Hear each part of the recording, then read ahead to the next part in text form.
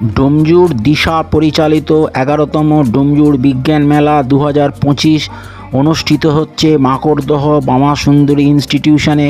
ভ্রমণবন্ধু বিকাশ YouTube চ্যানেলের এবারের নিবেদন, এই বিজ্ঞান মেলায় 25/1/2025 তারিখে বিভিন্ন বিষয়ের ওপর যে আলোচনা হয়েছে তার কিছু অংশ। ভিডিও নম্বর 177। করতে বসে যার যা মতামত, যার যা মতবাদ, যার যেরকম ইষ্ট তাকে নিয়ে আপনারা করতে চান, ধ্যান করতে চান। কেউ কোনো মূর্তিকে রাখছেন, কেউ কোনো একটা শূন্য অবস্থাকে রাখছেন বা নিরাকারকে রাখছেন, যে যার যেরকমভাবে সুবিধা। কিন্তু রাখার পেছনে বিজ্ঞানটা, আমরা থার্মোডাইনামিক্সে এনট্রপি বলে একটা কথা বলি।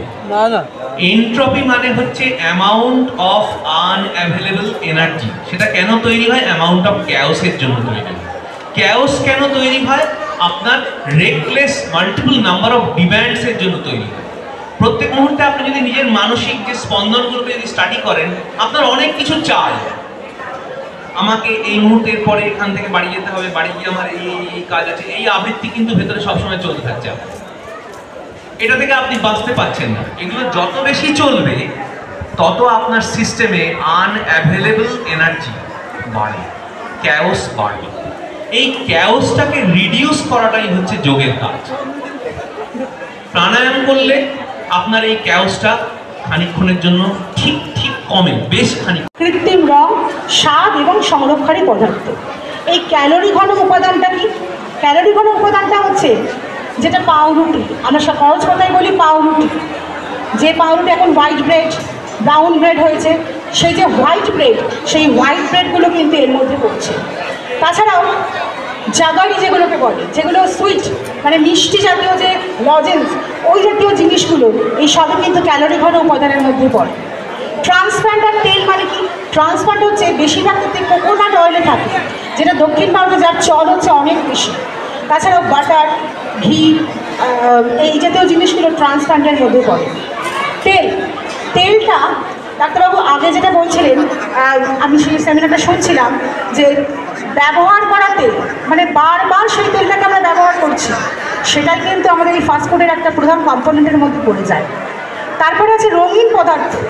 খাবারগুলো যখন আমাদের কাছে পরিবেশিত হয়, যদি সেটা নানা রকম রঙে আসে, তার আকর্ষণটা আরও বেড়ে যায়। সেটাই হচ্ছে কৃত্রিম রঙিন উপাদান। তারপরে যে ছবিটা আমি দেখিয়েছি যে প্যাকেজিংয়ে আজিনোমোটো, এটার সাথে কিন্তু আমরা যারা রান্নাবান্না একটু আধটু বাড়িতে করি বা জানি, এটার সাথে আমরা খুব পরিচিত। এটা কিন্তু টেস্ট এনহ্যান্সার হিসেবে ব্যবহৃত হয়। সবাইকে ধন্যবাদ জ্ঞাপনের মাধ্যমে আমি আমার বক্তব্য শেষ করব। ভুল ত্রুটি যদি কিছু থেকে থাকে নিজ বলে ক্ষমা করে। ধন্যবাদ। এর পরের অনুষ্ঠানে আমরা যাব। যার কথা সঞ্চালক বললেন ডক্টর মহেন্দ্রলাল সরকার, এটাকে যদি আমরা হিমালয় পাহাড় ধরি, আর আমি যে বক্তা যা বলতে চাইছি তাকে যদি একটা লিলিফুট ভাবি, তাহলে মনে হয় উদাহরণটা খানিকটা মিলবে, আর একটু বাকি থাকবে। ডাক্তারবাবু আজকে প্রোগ্রামে দেখেছেন 12.5 মিনিট সময় দেওয়া হয়েছে, ওই হিমালয়কে আমাকে চূড়ায় উঠতে হবে। সুতরাং একটা আমার ক্ষেত্রে অন্তত আমি মনে করি অসম্ভব। তবুও তার জীবনের কিছু কথা, কিছু ঘটনা, যেটা বিভিন্ন তথ্য থেকে, বিভিন্ন বই পত্র পত্রিকা থেকে পেয়েছি, সেটাকে আমি অল্প করে বলার চেষ্টা করি। 19বিংশ শতাব্দীর 4-এর দশক। আপনারা একটুখানি মনে করুন, আমি আমার চোখের সামনে পর্দায় একদিকে বুদ্ধদেবকে দেখছি, আর একদিকে রামকৃষ্ণ দেবকে দেখছি। অনাথ ছেলে সাধারণত সে বিশেষ কিছু করতে পারে না, সে অবহেলা, খেতে না পেয়ে, কোনো অভিভাবক না পেয়ে সে হয়তো আস্তে আস্তে শেষ হয়ে যাবে, একটা ফুলের মৃত্যু ঘটে যাবে। এটাই স্বাভাবিক, এটাই আমরা মনে করি। ব্যতিক্রম কিন্তু এই মানুষগুলা, সেই অল্প বয়সে অনাথ হয়ে যাওয়া ছেলেটা সেই যে স্কুলে ঢুকলো, সেই স্কুলের যে কথাটা বললাম, প্রধান শিক্ষক মারা গেছেন, তার সেই স্কুলে গিয়ে তার পরিবর্তন এলো। বছর থেকে তার এন্ট্রান্স এবছর পাস করলে আমি বলবো আমি কিছু লিখি বা লেখা বা আঠারোশো 1949 তার জন্ম হচ্ছে 1833 সালে 10রা নভেম্বর। সৌভাগ্যক্রমে সেই দিনটাই আমারও জন্মদিন। আর একটা সৌভাগ্যক্রমে সম্পর্কের কথা বলি, উনি আমার সম্পর্কের আত্মীয়ের পূর্বপুরুষ। সেই সূত্রে আমাদের ডাক্তারবাবু আমার যে সুযোগটা দিলেন, একটা আমার পূর্বপুরুষ এবং আমার আত্মীয়র পূর্ণ নামটা হচ্ছে এটি। আজ আমরা এখানে সমবেত হয়েছি এমন ব্যক্তিকে শ্রদ্ধা জানাতে, যিনি কেউ একজন সফল শিল্পপতি ছিলেন না, বরং মানবতার এক বড় প্রকৃষ্ট উদাহরণ ছিলেন। তার যে কাজ, এই যে তার নাম রতন টাটা, এটা শুধু একটা ব্যক্তি নয় বা ব্যক্তির নাম নয়, এটা একটা দৃষ্টান্ত, একটা প্রতীক হয়ে থাকবে আমাদের ভারতবাসীর কাছে। স্বাধীনতার পরে যে যুগটা এসছে, সেই যুগে উনি যেভাবে আমাদেরকে বিভিন্ন রকম দিক থেকে সমৃদ্ধ করেছিলেন, তার কিছু উদাহরণ আমি দেব। আমরা যদি তার জীবনীতে যাই, তার জন্ম হয়েছিল 28 ডিসেম্বর 1937 সালে। তারপর স্কুলিং কমপ্লিট করার পর উনি বিভিন্ন বিদ্যালয়ে পড়াশোনা করেছেন। আমি ওনার যে জীবনের যে কয়েকটা দিক আমি সেটা তুলে ধরার চেষ্টা করব। প্রথমে একটা গল্প বলি, খুবই ছোট্ট 1 মিনিটের গল্প। রতন টাটা একদিন বর্ষার দিনে মুম্বাই শহরে একটা লং ড্রাইভে যাচ্ছিলেন, যখন একটা অনুষ্ঠানে যোগদান করতে, তখন তিনি দেখলেন যে একটা এনেছে, কিন্তু এমন মানে প্রকৃতির অবস্থা, সেই প্রাকৃতিক অবস্থা ওদের পরিবারটাকে কিন্তু এত দামি বাইক থাকা সত্ত্বেও ভিজতে হচ্ছে। এবার কেননা আমি একটা গাড়ি আবিষ্কার করি বা গাড়ি তৈরি করি, যে গাড়িটা খুব কম দামে পাওয়া যাবে এবং সাধারণ মানুষ সেই গাড়িটা কিনতে পারবে। সেই থেকেই কিন্তু ছোট্ট একটা স্বপ্নের বা বীজ বপন হয়েছিল সেদিন থেকে, সেটির নাম হচ্ছে টাটা ন্যানো। রতন টাটা একটি ছোট এবং সাশ্রয়ী গাড়ি তৈরির স্বপ্ন দেখেছিলেন, যা মধ্যবিত্ত পরিবারের ক্রয় ক্ষমতার মধ্যে থাকে। কোনোভাবেই আমরা আটকাতে পারবো না কমপ্লিটলি, কারণ আমরা কোনোভাবেই বয়সকে আটকাতে পারবো না। কিন্তু এই ডিজেনারেশনকে পুরোপুরি আমরা আটকাতে না পারলেও একে কিছুটা স্লো করে দেওয়ার উপায় কিন্তু আমাদের হাতে আছে। তার জন্য আমাদের যেটা প্রথমেই করতে হবে, আমাদের জীবনযাত্রা বা জীবনশৈলীতে, আমরা যেটাকে বলি লাইফস্টাইল, তাতে কিছু পরিবর্তন দরকার।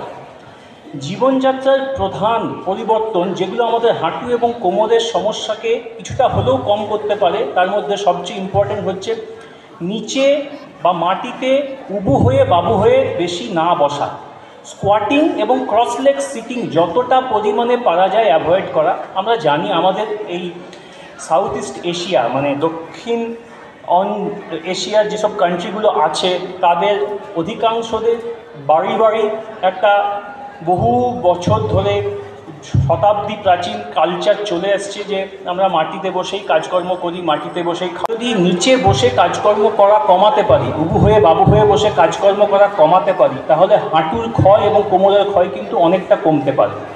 এটা গেল সবচেয়ে ইম্পর্টেন্ট প্রথম কথা। দ্বিতীয় কথা হচ্ছে ওজন।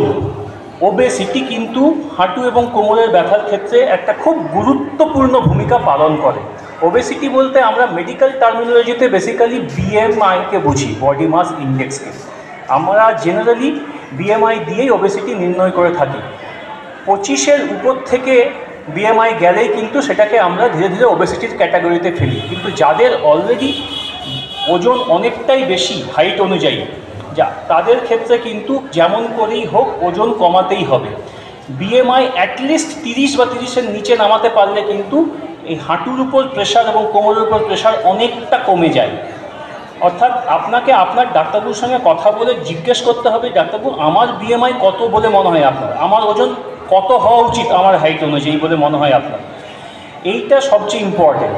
এবার অনেক পেশেন্ট আছেন যারা হাঁটু এবং আসন, অর্ধচক্রাসন বা ধনুরাসন বা শলভাসন, এই ধরনের আসনগুলো কিন্তু আমাদের কোমরের ব্যথার ক্ষেত্রে খুবই উপকারী।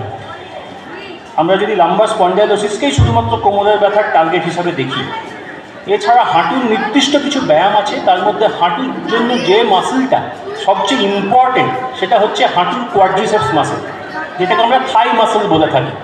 এই থাই মাসেলের নির্দিষ্ট কিছু ব্যায়াম আছে, কোয়াড্রিসেপসের স্ট্রেংথেনিং এক্সারসাইজ বলা হয়। সেইগুলো 2-3টে ব্যায়াম, খুব সহজ ব্যায়াম, সেগুলো রেগুলার বেসিসে যদি প্রত্যেক দিন সকালবেলা আর দুপুরে যদি সময় পাওয়া যায় ভালো, না হলে রাত্রেবেলা ঘুমোতে যাওয়ার আগে 10-15 মিনিট করে দিনে 2 বার করে সময় দিয়ে করা যায়, তাহলে কিন্তু অনেক বেনিফিট পাওয়া যেতে পারে। এছাড়া আমরা প্রথমেই যেটা বললাম যে সকালবেলা মর্নিং ওয়াক বা বিকেলবেলা ইভিনিং ওয়াক একটা নির্দিষ্ট পেসে সারাদিনে অন্তত আধ ঘন্টা থেকে 40 মিনিট যদি সকালে মর্নিং বা ইভিনিং ওয়াক করতে পারা যায়, তাহলে ডেফিনেটলি হাঁটুর ক্ষেত্রে এবং কোমরের ক্ষেত্রে যথেষ্ট লাভদায়ক। এবং এতে ওয়েট কাকিমা পাশের মাসিমার প্লিজ না না, কারণ এটা আমি প্রতিদিন এই জিনিসটাকে আমরা সবসময় ফেস করি।